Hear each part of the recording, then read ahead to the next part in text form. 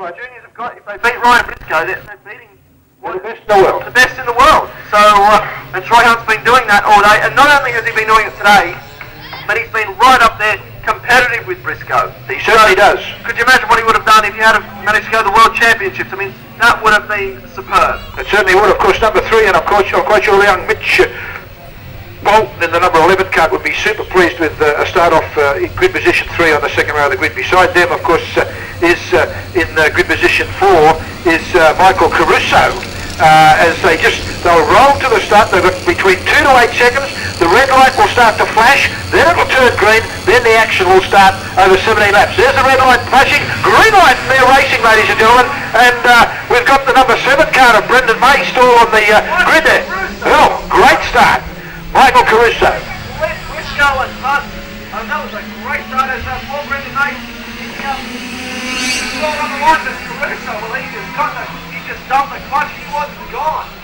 He certainly was, mate. Have a look at this. Our current national title holder, Ryan Briscoe, in second position. Troy Hunt in the 3 car sitting back in third position at this stage. Then comes the young man in 5 behind them as they run up. That's Dean Canto, of course, as they run up to Rockcliffe for the first time.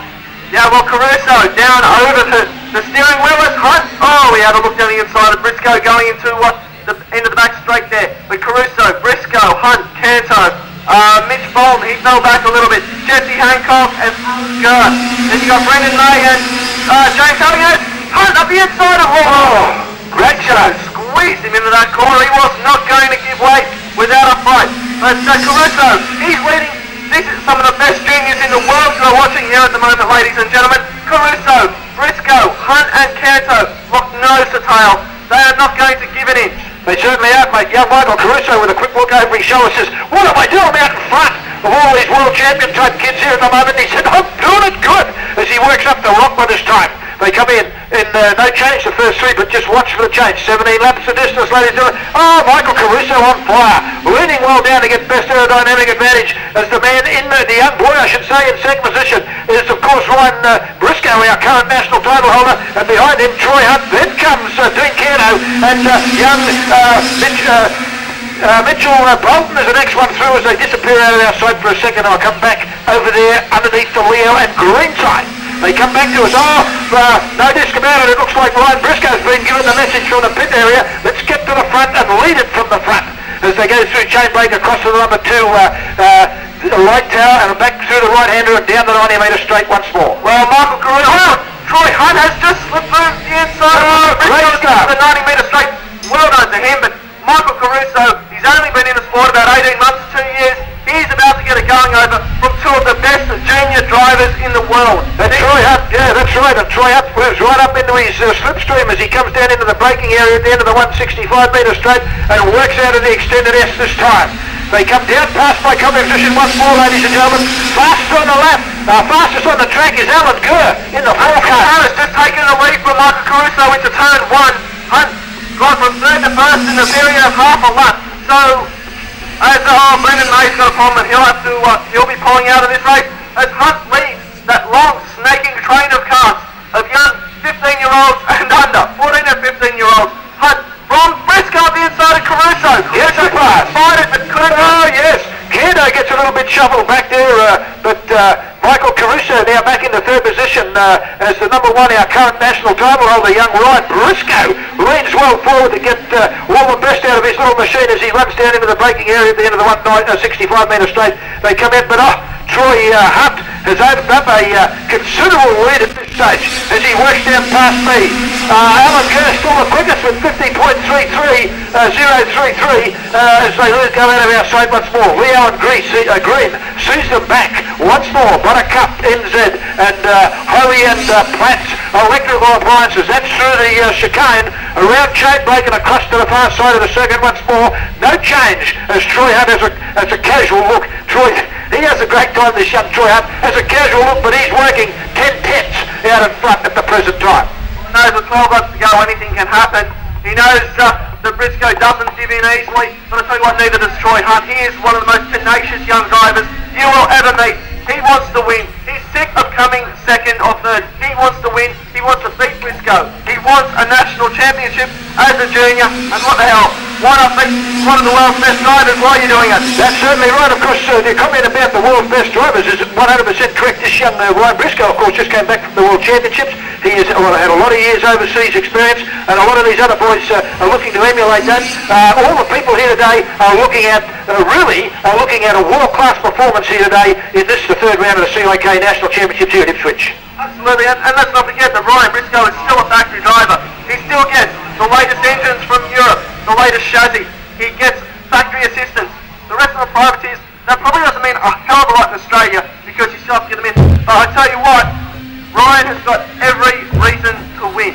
Certainly has. And to beat him, you are doing very, very well. And Troy Hunt, no one can dispute, he's a very, very capable driver. Talent, yes. He's a capable driver, there's no doubt about that. With Ryan Briscoe in second position at this stage. Of course, this is the pre-final. We've still got 20 laps of final still to come later on. Oh, young Mitch Bolton gets all up and down at this stage. Is he able to? Nearly knock McCann a cake over the go. That's a good ad for Coca-Cola. I don't know anything else. As they come down through this chicane this time. And it's the number 4 cart, ladies and gentlemen, Alan Kerr, who at this stage, Troy Hunt's just put in a quickest time of 49.783 as they run up to Rockler once more, ladies and gentlemen. And no change in the preliminary situation here at this stage. Troy Hunt in 3, head down, tail up, and power down through the axle and through the back wheels onto the black stuff as he runs to the braking area of the 165 metre straight, comes out into the extended S through the centre of that section. And I'll tell you what, Michael Caruso has not dropped off the back of our national champion, Ryan Briscoe, at this stage. If anything, Dean Cano is starting to move forward as well. The number 4 car just got the black and white flag. Well, that's Alan Kerr, probably for what happened at turn 1 there. The previous lap around, but I'll tell you what, he's ahead, he's in 5th position, clear 5th position. He can now go and chase the Briscoe, Caruso, Canto, a whole lot of O's, but in that one, but that's a very good dive for second position. Briscoe just starting to edge away from Caruso and Canto, but he certainly doesn't seem to be pulling it too much on Troy Hunt, who is still driving 11 tenths to maintain his lead in this race. He certainly is, mate. Our current national champion, Caruso gets a little bit out of line coming off the end of the main straight. He's able to pick it up again and is able to maintain his third position as he jumps up and down in the seat. He wants more power through the back axle as he runs up past our company position. Michael Caruso, 2.6 seconds behind Troy Hunt at this stage. Ryan Briscoe, just 2.1 seconds a rear of Troy Hunt in second position. Oh, Canto in 5 on the inside of Caruso. Can't get it at this stage. He wouldn't be content with that, would he? He would not be content as he drops back about 2 kart lengths. And Michael Caruso, the driver of his life here at Ipswich here this weekend at the third round of the CIK Championship for Australia. I mean, he's doing a great job out there. You have a look at him, he's got similar helmets as Caruso. He's has a lot of smaller drivers going around, but he ducks down behind the wheel. He doesn't want any air. He doesn't want his helmet stopping any airflow. He wants as much aerodynamic advantage as he possibly can as he puts the head down. He's now after Briscoe. He's probably lost Briscoe a little bit, so he's going to make sure that he holds on to 3rd position. And 3rd position in this company is a very, very good achievement. Dean Cano, of course, in the 5 car trying to... Oh, Dean Cano says, good boy, Charlie Brown, and picks up the dust and everything as he comes out of the chicane. And, well, he'll come back onto the track and wait for everybody to go past him, I would imagine. Yep. You know, very well. I mean, he came off there at a great deal of speed, held it up over the grass, which is not easy at all. Came back onto the track with safety. He looked about, made sure he wasn't going to drive in front of anyone, and that was very good driving from Dean. But he's fallen back about 2 positions and a whole lot of time behind Caruso. So now we have a very defined 1, 2, 3. Hunt doing it very strongly out front from Briscoe. Then Caruso, Alan Kerr in 4th position. Then Jesse Hancock, Dean Canto, who will be attempting to try and make up those positions lost as we now have 7 laps to go in this pre-final for Intercontinental 8 Junior. 49.703, the fastest at the moment. They're about 4 tenths off their fastest time in the time trials yesterday morning. And I'm quite sure that if the action gets fairly mixed up and fairly close in the final session over 20 laps this afternoon, that we'll probably get down to quicker time than that as they work down this time into the braking area. They come around through the extended S this time, and Troy Hunt The young man in number 3, making a name for himself up here in Ipswich in Queensland this weekend, leading our current national title holder Ryan Briscoe in number 1 in this, the pre-final over 17 laps. They have completed 11, they've got 6 left to run, ladies and gentlemen. The next time they come past my commentary position here in the tower at this fabulous Willowbank, the place of pace raceway here up, of course, and the Ipswich Kart Club do a great job at this track, and they're certainly putting everything together correctly here at the moment. Troy Hunt, quick look over the left shoulder, works up into Rockler once more, and runs around the big Rockler track, and goes down the 165 metre straight. Right, Briscoe in second position. Third place, as we said a moment or two ago, young Michael Caruso putting up the drive of his life. In behind him as they come down once more, and we're talking about into the end of the 165 metre straight, and of course it is the number 4 kart of Alan Kerr. Yeah, well, Briscoe checking the mixtures there.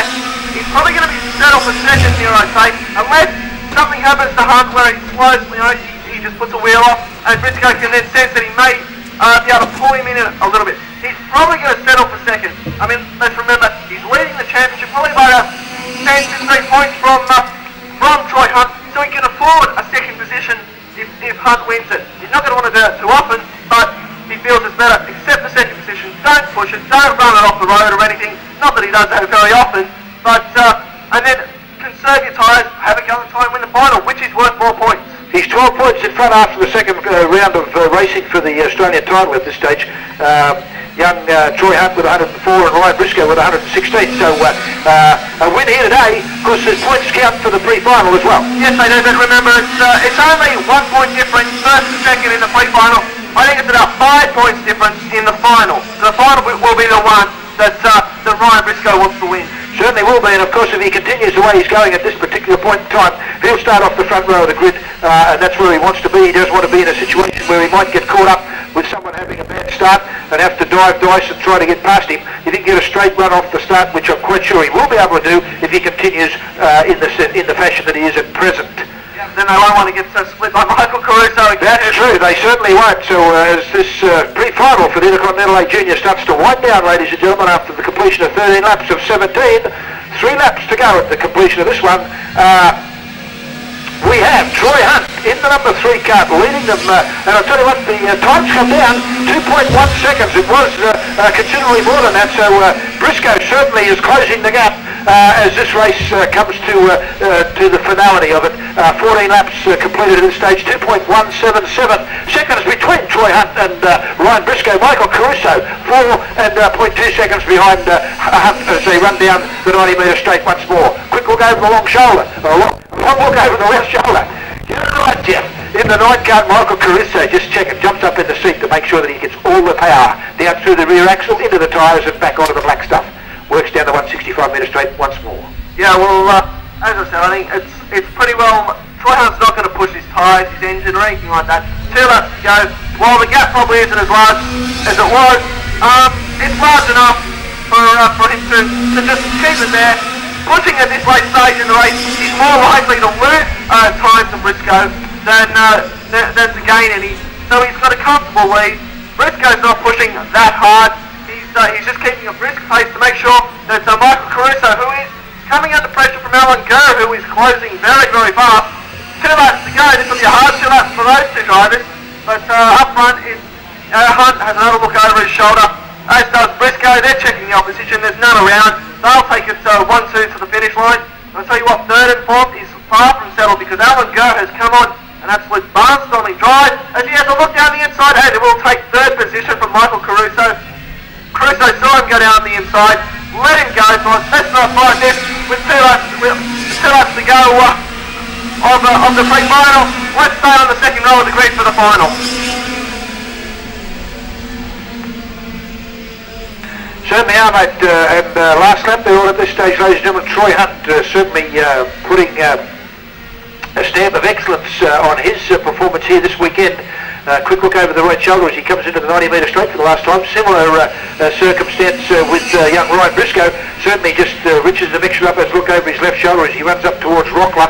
And so Troy Hunt once again realises as he looks over left and right to check just to make sure that he hasn't got anybody sort of working hard on him. He looks over, just checks, riches the mixture up on this great little motor. Remember, Not only have they got restrictions on tyres, ladies and gentlemen, checkered flag, ladies and gentlemen, for Troy Hunt. Great finish with the second place getter, number 1, our national title holder.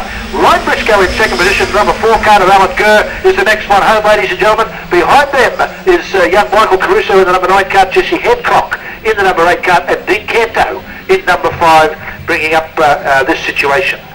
Made 20 laps of the final is still to come for this Intercontinental A juniors, of course, and of course plenty of action still to have. Great stuff to see as they come out of grid position 1, ladies and gentlemen. John Joyce in the number 2 car. Grid position number 2, ladies and gentlemen, is Joshua Pontello in 8. Grid position number 3 is Leanne Ferrier in the number 3 car, ladies and gentlemen. This young lady, dynamite out on the circuit. But John Joyce at this stage, you've come back, Eddie. We haven't got a chance to do anything at this stage, mate. Grid position 4, ladies and gentlemen, is Chris Williams, the young man, local young, in the 45 car. Grid position 5, Nick Aglin. is Nick Aglin. Thank you. I'm just watching the Our fastest qualifier. Our fastest qualifier is in this class, Nick Aglin with a 48.313. So we'll be watching for a better time in this 18-lap pre-final here of Intercontinental A. Grid position 5, Nick Aglin, as Eddie just mentioned. Yeah, off pole. Off pole. Off pole.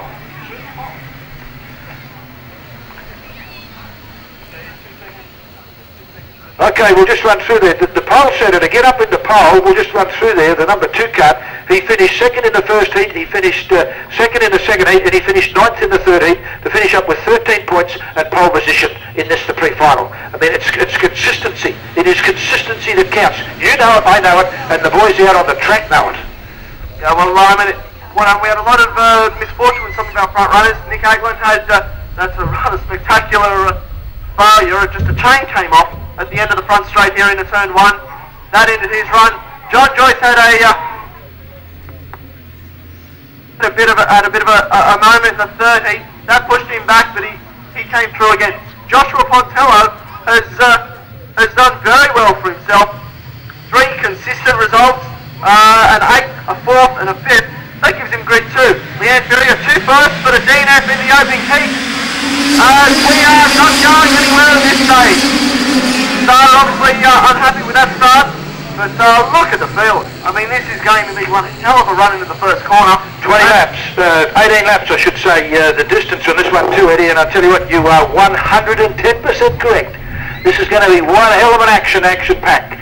And don't forget, for $25 you can buy it all and take it home and watch it from your lounge chair. Righto, Johnny Joyce putting up a performance all year with the number 2 card at this stage, of course sitting second overall in the series. The 8 card is the next one through, and Joshua Pontello, as we mentioned, as Eddie just mentioned, done a great job to pull up into the front row of the grid in grid position 2 for the pre-final. That's where you want to be. Next row, the 45 card also of the young man of Chris Williams, who did so well yesterday in the early heats. And beside him, of course, in grid position 4, that's Chris Williams in grid position 4. In grid position 3 beside him, the young lady who is on fire here in the number 3 cut, Leanne Ferrier. Well, as we said yesterday, yesterday they played around a little bit. We saw Nick Aglin, when Chris Williams came to pass him, he pointed and said, go. Right, I'm not going to fight you in the heat. There won't be any more of that. They are going to fight for every position. That's the right. Yesterday was going to be good. This is going to be absolute dynamite. And what a class field as well. Malcolm Heath in 7. Beside him, Nick Aglin, as you mentioned a moment or two ago, the 6 car beside him, in behind them as they come up this time. Do we get a green light? No green light this time. 3 or 4 wide as they come through the centre. The boys just an adrenaline pump. Big hypodermic needle. They fill it up with adrenaline, they punch it into the top shoulder, and they squash the plunger down, and these boys start to lift about 1.5 to 2 foot off the grid. Okay, we've got the 41 car of Mark Melville having a problem there down there as well, just off to the right of our control tower. Okay, they work this time. And it's still, as we said, no start at this stage. John Joyce looking, you can't see his eyes, but he'd be calm. Yeah, well, so who's not cars, poor Mark Melville. He's had a shocking run today, but he's got into the Ingrid, so if he can start that cut before the light goes green, he can continue in this race. He certainly can. But this is going to be very, very interesting. And I can see Troy Piper there working very, very furiously to get that card going. They're about to push starting, but as they come very slowly down the back straight, that's going to help Melville. It certainly is. I don't think that's what they're trying to do. You don't think so? Johnny Joyce is getting a bit, and he wants to get this thing underway. Well, he does. Just gives it a squirt as he jumps down the 165 metre straight. You can see all the smoke coming out. The engines are not fueling up yet, but they won't want to go any slower. William Howard was giving John Joyce a bit of a hurry up down the straight that time around. They've accelerated way too early, but they will let them go. And Joyce from Pontello, and it's going to be Chris Williams from Leanne Ferrier as they come out. Melville has got out in time. He's got out in time. Bradley Swain comes to a halt. Comes to a halt at turn one. But Melville, well, he's going to be given the blue and red flag because he is just too close to the leaders. He'll have to pull out of the way and let them all through, and that's the end of his race. That is very sad for him. But John Joyce takes the lead from Pontello, Williams, Ferrier. Then you have Nick Agler, Justin Dwyer, Malcolm Heath, Peter Lawler. He had a bad run yesterday, came good in heat 3. But Joyce, he's pulled out about 3 to 4 coverings, going down the back straight. Pontello, he's under pressure from Williams. Williams has a look at the inside and he runs over the back of him, runs off. He'll lose several positions there. Joyce, Pontello, Ferrier now to third. Agler not far behind her. Justin Dwyer putting in a great time from Malcolm Heath. Then you've got William Yarwood. What a great run in heat 3. Over to you, Jeff. Okay, they come out of Leo and Green, ladies and gentlemen, through the chicane this time. Joyce in 2. Works through the chain brake corner and up at this stage. The 8 car, the next one through in second position, ladies and gentlemen. Joshua Pontello doing a great job down the 90 metre straight. Third place, Leanne Ferrier. This young lady can drive. She's a good looking young lady, and she can drive the socks off a lot of these boys as well as they run up into Rockland. They come out of there onto the main straight. A quick look over the shoulder from the leader, Johnny Joyce. At this is where I want to be as he works down to the end of the 165 metre straight. Nick Agler, the next one through behind Ferrier in 1. Then comes the 6 car. Here's the next one through, ladies and gentlemen. That's Justin Dwyer as they come out of there. Now past by cover position. 7 is Malcolm Heath. 45 is the young man, the local boy. And of course that's Chris Williams. Oh, we've got one off the side there. And I'll pick a number up. It's the number 11 car. We'll take over. Kevin Gester is out of the pre-final here for Intercontinental A. They go across to the far side. The number 2, Light Tower, as we see them, right-handed onto the 90 metre straight. John Joyce doing it so well in front as he comes around the hairpin and works out to Rockler. Joyce doing a great job. He's leading from the front. You might not have thought so after qualifying that he was going to be leading the pre-final, but he's doing a great job. Pontello under pressure from Ferrier. 2 16-year-olds really willing to push hard here. Aglen, then Dwyer, 2 boys from Orange. They're practically neighbours, but they will be the fiercest rivals here today.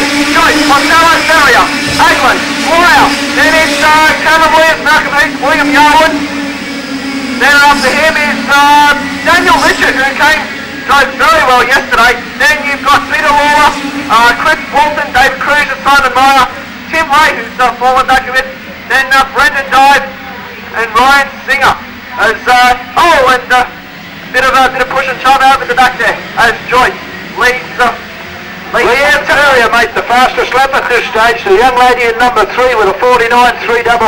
She's certainly making a move. She had a big go at Pontello going to Rockler. Decided discretion was the better part of valor. Better to get a good run onto the back straight and not lose sight of John Joyce. Remember, she has to pass Pontello, but then she also has to make sure that Joyce doesn't get too far away, so she can't make it a do-or-die effort. Remember the great fight that John Joyce and Leanne Ferrier had at Raleigh in the final? As we've had Simon Meyer. Well, Simon's just had a shocker of a weekend as he's out up the top part of the circuit. As Ferrier, she is glued to Pontello's rear bumper there with Nick Agler, Justin Dwyer, Cameron Williams, and Malcolm Heath and William Yarwood. Right, they're filling out this freight train and I'm running out of breath. Okay, mate, we continue on the action here and the inside the Ferrier got through into second position and Justin Dwyer did. Going on whether he used his brakes or not, but he came screaming through about 2 positions. He passed both Williams and Nick Agler there, and he has moved to the 4th off the different side. Great move from him.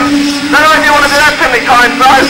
Okay, we watch the action continues here in the Intercontinental A pre-final over 7. Have a break, mate, have a break. It's Johnny Joyce across the far side. We've got someone else over on the far side. We'll take no further part. The 90 card is the one that it is, and of course that's young Daniel Rickard, and he will take no further part. Fastest time, Mark Melville. Mark Melville just came back into it and he said 48.939 is what I want to do. He's about... Oh, that was a accident. I think it was Williams went over the back of Nick Egg. Other than the 6 card of the 2 that are... And Justin Dwyer as well. He went right over something like absolute Superman. So that was a bad accident. So Dwyer, Aglin's still going, but Dwyer and Williams are out of this race, which is a bad luck for them. Aglin kept going, although he's a long way back. He's just in front of Tim Ray, another orange boy. But you've got Joyce doing it well from Ferrier. Then long way back to Pontello, Yarwood now in 4th, then Malcolm Heath, Chris Walton doing very well. He had a bad qualifying run. So then Peter Lawler, that looks like Brendan Dive who's coming through the field very, very well. He's had a shocker of a weekend so far, things obviously picking up for him. Then Aglin, Tim Ray, Ryan Singer, Mark Melville still out there, and I couldn't see who was after him. Okay, they run down to the bottom. Eddie Krause giving me some assistance here with the commentary this weekend. Doing a great job too. Johnny Joyce in 2. Leanne Ferrier in 3 in second place. Pontello in the 8th cut. Then comes young William Yarwood in 4. He's moved up into 4th position, ladies and gentlemen. And behind him is Malcolm Heath in the 7th cut. They go through the chicane, 43. Of course, this is the young man from up here. That's Chris Walton. In behind them, the 5 cut, ladies and gentlemen, and that's Peter Lawler as they run across to the number 2 tower, Light Tower this time. The first batch already down to the end of the 90-metre straight, working up to the top once more. Our leaders, first 2, John Joyce and Leanne Ferrier. And as Eddie said just a moment or 2 ago, these 2 were dynamic at Rally, and it was a 1-2 finish from these 2 at Rally, and it appears in the pre-final of the Intercontinental A here that it's going to be a 1-2 finish with these 2 again. Joyce from Ferrier, Pontello, then comes Yarwood in 7, in 4 I should say, the 7th cut of Malcolm Heath behind him, less than a second, very little time, 48.631. Leanne Ferrier has put the fastest time in here today, ladies and gentlemen. Is this the pre-final? They work across to the far side. Ferrier on fire as they run down the 90-metre straight this time. No change as they work down. The next one past at this stage is still the 8 cut, ladies and gentlemen, of Joshua Pontello. Richard William Yarwood, did I say Richard? William Yarwood is the next one through, ladies and gentlemen, and as he comes out of Rockler, works down the main straight, is looking to try and make a pass on Joshua Pontello as they come out. Oh, side by side, will he get it? It looks like it's all action at this stage with young Yarwood looking to try and get past Pontello, and you can tie them together, and it's Heath as well, in 7, as they run up to the end, past my comedy position, and across the top. We're watching 3rd, 4th and 5th at this stage as Leanne Ferrier, I've got to go back to the lead as well, has moved up to within a cut length and a half of Johnny Joyce in 2. They work down the 90-metre straight once more, ladies and gentlemen. Well into the down egg at this stage. They come out of the hairpin, work out toward Rockler. Oh, Heath gets in underneath Yarwood, moves up into 4th position and gives a little bit of respite to the number 8 cut of Joshua Pontello. They run to the end. Have a look. The first 2, the best part of the main length of the 165-metre straight to their advantage over 3rd, 4th, 5th and 6th with Malcolm Heath now in 7, starting to do something about it as he moves up onto the 8 card of Pontello. In behind them is Yarwood in 4, the 43 card of Chris Walton. Now they get, Douglas in 1, moves up underneath as they go around the kink off to the left of my coming position. No change with Ferrier just sitting inside. In behind the number 2 card of John Joyce. These 2 running in tandem as they run out up towards Rockler once more. No change. Pontello with a swarm of cats behind him as he works up towards Rockler as well. It's Pontello in 3rd position. Leanne Ferrier looking for an inside pass on Joyce under brakes at the end of the long straight. Has to be content at this time with 2nd position. They've completed 10 laps, ladies and gentlemen, out of this 18-lap pre-final for the Continental A. The action is thick and fast as you're watching it here at Ipswich Can't Top at the Wallbank Raceway, and it's the third round of the Australian Championship for the CIK classes, and you're watching the action, and it's great and fast. Have a look at Leanne Ferrier over near number 2, and that's Ferrier in second position. John Joyce just swept the race in 2. Have a look at the action. Pontello, Heath, then behind them it's William Yarwood, and one behind them at this stage. Heath gets it inside on Pontello as the 43 card of Chris Wong says, now I'm getting the action here. Now I'm starting to understand what this racing's all about. As he works up round Rockler, he's stuck in behind 3 of the rest as they run down the 165 metre straight. The first 2, that is John Joyce in 2 and Leanne Ferrier in 3. Just